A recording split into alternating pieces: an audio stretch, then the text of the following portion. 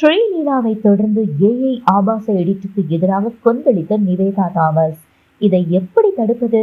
AI தொழில்நுட்பத்தை பயன்படுத்தி deep fake முறையில ரஷ்மிகா மந்தானா வீடியோ வெளியான உடனே அவர் அதற்கு எதிராக குரல் கொடுத்தார். அமிதாப் பச்சன் உள்ளிட்ட டாப் பிரபலங்களும் அவருக்கு சப்போர்ட் செய்தனர். ஆனால் இந்த ஆபாச ஏஐ எடிட் பிரச்சனை அத்துடன் இருக்கவில்லை.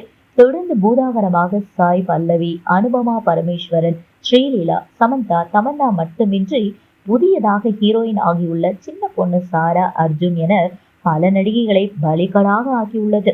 ப்ரோக் இமேஜின், நானோ பனானா என ஏகப்பட்ட ஏஐ தொழில்நுட்பம் ஆபாச எடிட்டுகளுக்கும் துணை போவதுதான் நடிகைகளை அதிர்ச்சியில் ஆழ்த்தியுள்ளது.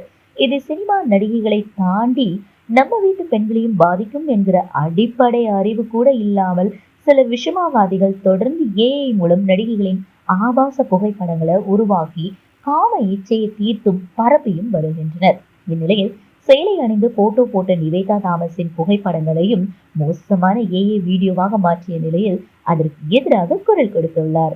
ஸ்ரீலீலா டென்ஷன் ஆயிட்டாங்க, கையெடுத்து கும்பிட்டு கேட்டுக்கிறேன், இது போன்ற ஏஐ நான்சென்ஸ் எடிட் எல்லாம் பண்ணாதீங்க என நடிகை ஸ்ரீலீலா தனது சமூக வலைதள பக்கத்தில் சற்று முன்னர் தான் காட்டமான பதிவு ஒன்றை வெளியிட்டிருந்தார்.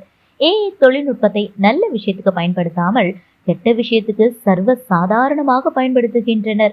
ஒவ்வொரு பெண்ணும் ஒருத்தரின் பேத்தியாகவோ, மகளாகவோ, அக்கா, தங்கையாகவோ, தோழியாகவோ இருப்பார்கள். ஏன் இப்படி பண்றீங்க என பராசக்தி நடிகை பலார் விட்டு இருந்தார். நிவேதா தாமஸ் காட்டும் இந்நிலையில ஸ்ரீலீலாவை தொடர்ந்து நடிகை நிவேதா தாமஸ் தற்போது ஏஐ ஆபாச எடிட்டுகளுக்கு எதிராக தனது கண்டனத்தை பதிவிட்டுள்ளார். சேலை அணிந்து அவர் கவர்ச்சியாக வெளியிட்ட ஒரு போட்டோவை வைத்து ஏகப்பட்ட ஆபாச எடிட்டுகளை நெட்டிசன்கள் செய்துள்ளனர்.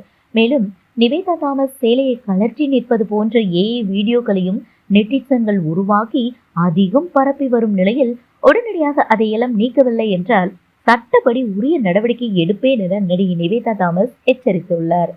அரசு கவனிக்குமா? நடிகைகள் மட்டுமின்றி நடிகர்கள், பிரபலங்கள் என பலரது புகைப்படங்களையும் கிரியேட்டிவிட்டி என்கிற பெயரில் கண்டபடி எடிட் செய்ய ஆரம்பித்து விட்டனர்.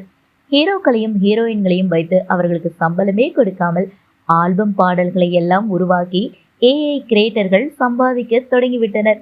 இன்னொரு பக்கம் நடிகைகளின் அந்தரங்க வீடியோக்கள் லீக் என டெராபாக்ஸ் ஆபாச வீடியோக்களும் உலாவ தொடங்கி உள்ளன. இந்நிலையில் ஏஐ தொழில்நுட்பத்தை தவறாக பயன்படுத்துவதற்கு எதிராக நடவடிக்கையை அரசு எடுக்குமா என்கிற கேள்வி எழுந்துள்ளது.